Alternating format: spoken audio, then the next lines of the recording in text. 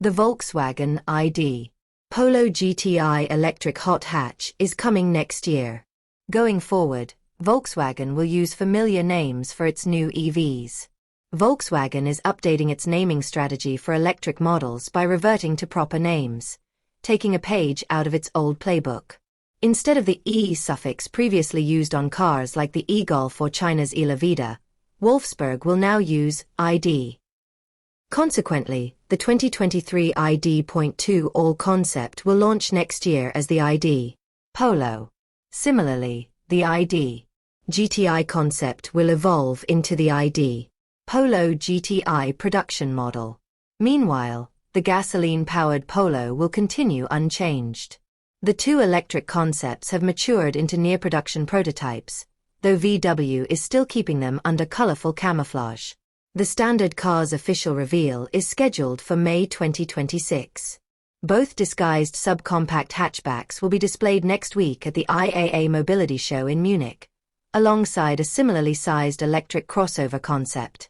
The regular ID.Polo will go on sale next fall with 2 battery sizes and 3 output levels.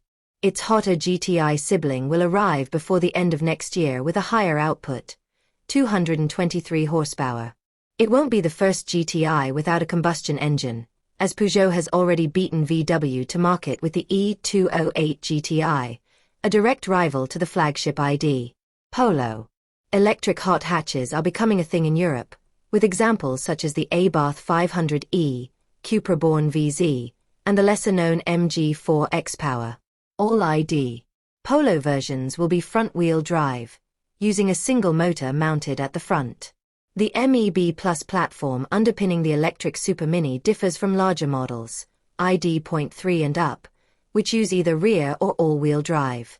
At 159.5 inches, 4,053 millimeters, long, the electric Polo is nearly the same length as its combustion counterpart. However, it's slightly wider at 71.5 inches, 1816 millimeters, and predictably taller at 60.2 inches, 1,530 millimeters, due to the battery.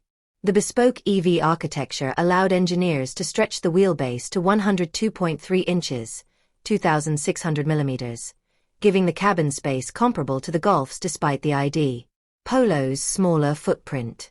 VW highlights standard DC charging for a newly developed battery pack rated at 278 miles, 450 kilometers, in the WLTP cycle, at least according to the ID.Polo concept.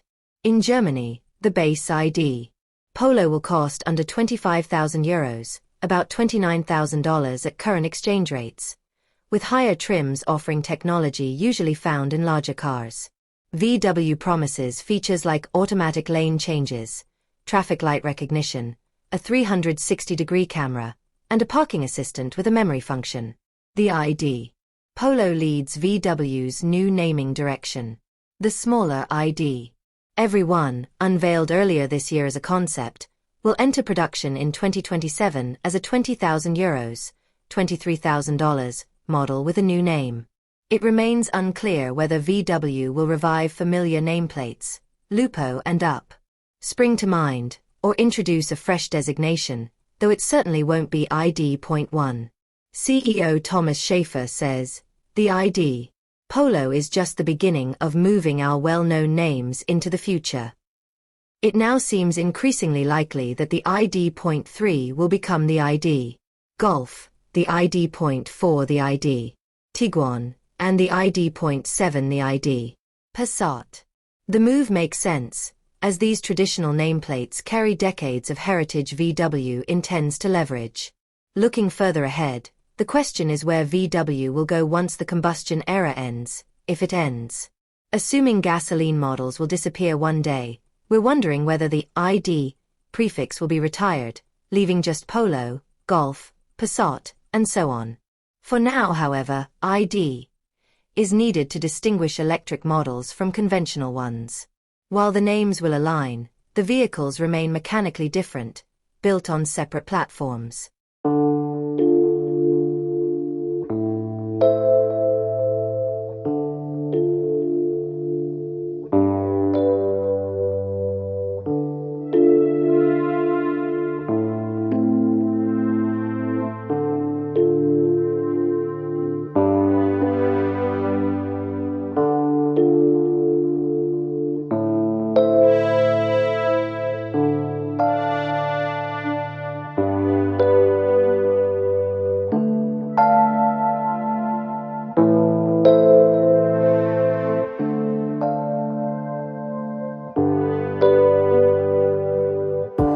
you.